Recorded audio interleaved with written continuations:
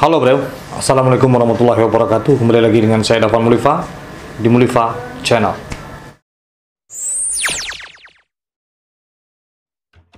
Kali ini saya akan bercerita tentang tugu yang tidak terurus. Tugu yang tidak terurus di Kota Padang, Sumatera Barat. Letak tugu ini berdekatan sekali dengan Plaza Andalas. Mungkin tahu ya, Plaza Andalas yang ada di Jalan Pemuda di daerah Padang Kota. Jadi di samping sebelah kanan dari Plaza Andalas itu sendiri. Sosok tugu ini banyak sekali orang tidak tahu. Siapakah sosok di balik patung yang ada di samping Plaza Andalas ini? Semuanya pengen tahu? Sebelumnya jangan lupa di subscribe dulu, di like, di komen. Jika tayangan ini bermanfaat buat kita semua, boleh kita share. Jangan sampai kita selalu panik dalam keadaan seperti sekarang ini. Yang terpenting adalah kita selalu berdoa, berikhtiar, dan jangan juga sombong. Monumen Pemuda Syarif adalah monumen yang dibangun untuk mengingat perjuangan Muhammad Syarif. Pemuda Muhammad Syarif ini penduduk Koto Marapak, Kota Padang. Berdirinya monumen ini untuk mengingat bagaimana keberaniannya Muhammad Syarif menantang penjajah Belanda yang akhir hidupnya dihukum mati dengan cara ditembak di dalam penjara Belanda di Muara Padang. Monumen ini didesain oleh Dr. Andes Nasbahri Cekoto.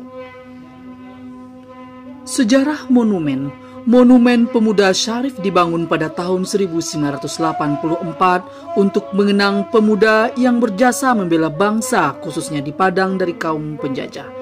Pemuda Syarif benar-benar gigih dalam perjuangan mempertahankan kemerdekaan yang diawali dengan tersebarnya kabar berita kekalahan Jepang oleh proklamasi kemerdekaan Republik Indonesia.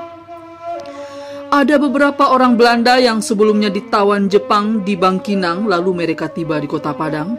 Mereka mengadakan hubungan dengan penduduk yang telah dipercayai dan menyusun daftar hitam orang yang bekerja sama dengan Jepang serta akan dituntut sebagai kolaborator Jepang.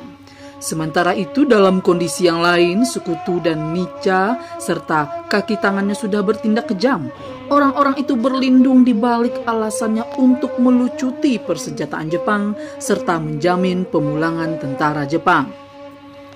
Karena alasan ini akhirnya pemuda-pemuda Padang mengadakan pertemuan karena rasa muak terhadap Sekutu yang memihak.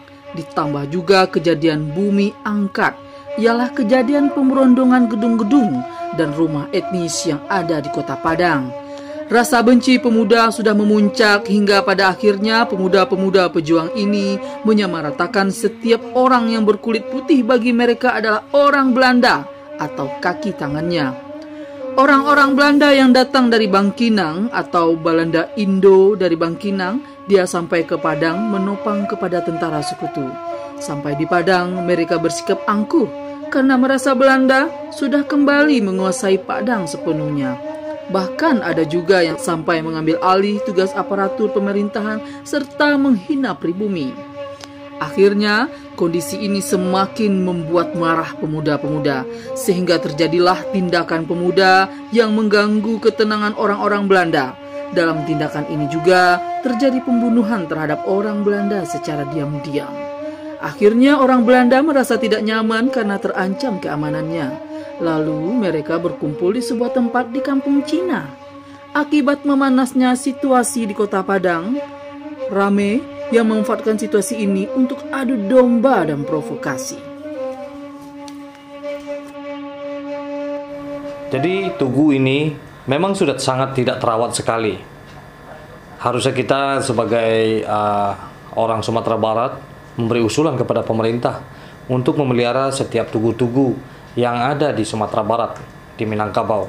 Karena tugu ini menggambarkan apa yang telah berlaku di Minangkabau.